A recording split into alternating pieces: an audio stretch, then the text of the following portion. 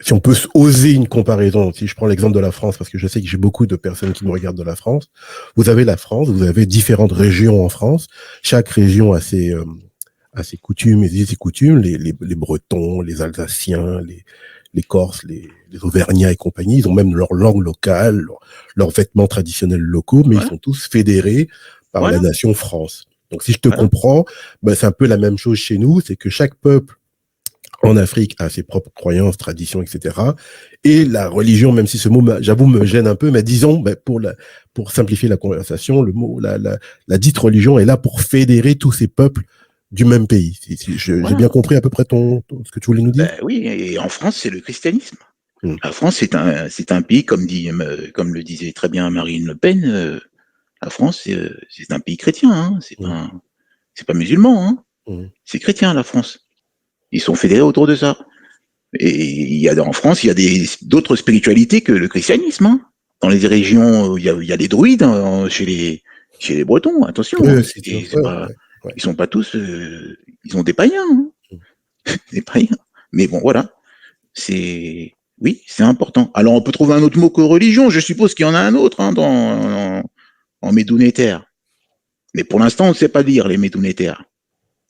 Donc, on va bien finir par en trouver un, mais pour l'instant, bon, ben, il faut faire attention. Quand on rejette le mot religion, ça, on est plus cohérent.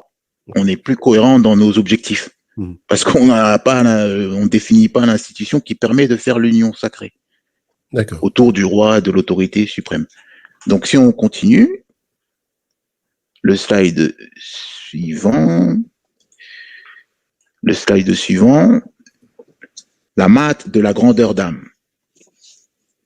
Donc, chaque religion a sa conception du sacré. Reste à savoir laquelle est la bonne, car il n'y a qu'un seul créateur. Au sein du système de croyance du peuple noir, la croyance, la pensée, les traditions honorent le sacré et permettent le développement mental et l'éveil. Vous savez, toutes ces sciences, le Fa, le Komo, le vaudou, ce ne sont pas des sciences pour s'amuser à, je sais pas quoi, moi, à demander à faire tomber la pluie, hein. Ce sont des sciences qui permettent le développement mental et l'éveil. Dans une dimension où le peuple noir doit, et j'ai bien dit doit, évoluer, c'est une dimension sacrée. C'est l'invisible. Quand on dit, il y a une autre réponse que je t'ai pas faite quand tu m'as dit tu veux pas croire, mais quand on dit mais tous les peuples viennent du peuple noir, d'où vient le peuple noir, on parle de l'inconnu, hein. On ne sait pas. L'inconnu existera toujours. Comment l'univers a été créé, on ne sait pas. On peut ne pas croire, mais on ne peut pas tout savoir.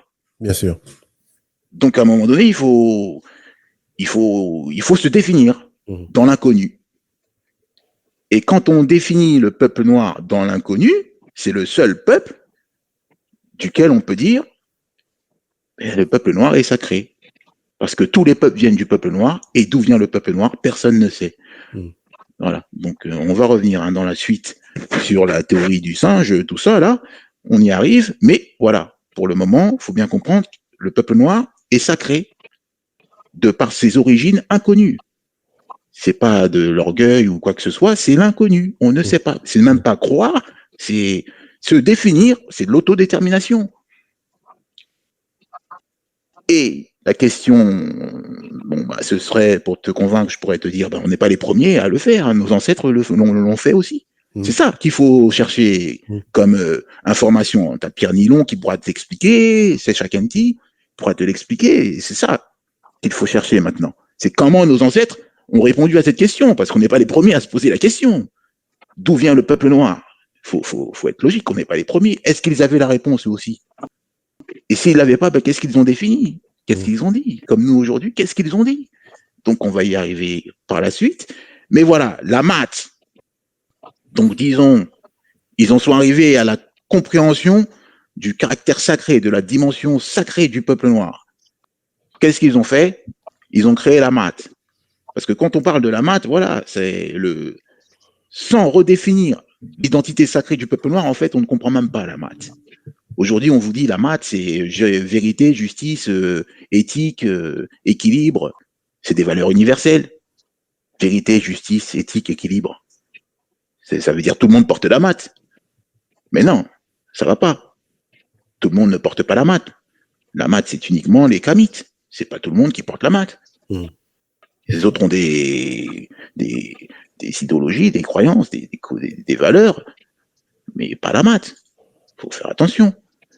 La maths est née d'une prise de conscience du caractère sacré du peuple noir et de son devoir sacré envers toute l'humanité. C'est de la grandeur d'âme. La grandeur d'âme qui permet au bien de l'emporter sur le mal. Là, je reviens sur l'introduction où je vous expliquais que le peuple noir a su développer une civilisation basée sur le respect, sur mettre en avant se considérer comme le gardien de la nature et non le maître, comme nous l'explique aussi Bombok Basong. Toute cette façon, toute cette d'où vient cette énergie chez le peuple noir de mettre le bien en avant plutôt que le mal. Et on a le mal aussi, hein. On pourrait être dominateur, hein. Il y a des noirs qui sont très dominateurs, hein, qui aiment aller en guerre, qui veulent aller se battre vraiment, prendre des armes. On connaît tous la puissance des noirs au combat, hein. C'est bon, c'est plus à prouver, hein. Les champions de boxe, c'est tous des noirs, les champions de ce que vous voulez, c'est tous des noirs, hein. Kung Fu, tout. Bon, ben, pourquoi, malgré ça, le peuple noir met toujours en avant le bien, le respect de la nature, le respect de... Pourquoi? Même dans la maths c'est quoi? Vérité, justice, équilibre. Pourquoi? Eh bien, c'est pour ça. C'est une prise de conscience de son rôle, de son devoir originel, du caractère sacré. C'est ça, tout simplement. Et c'est pourquoi on dit qu'il faut comprendre que la maths, c'est de la grandeur d'âme. C'est inné et c'est propre au peuple noir.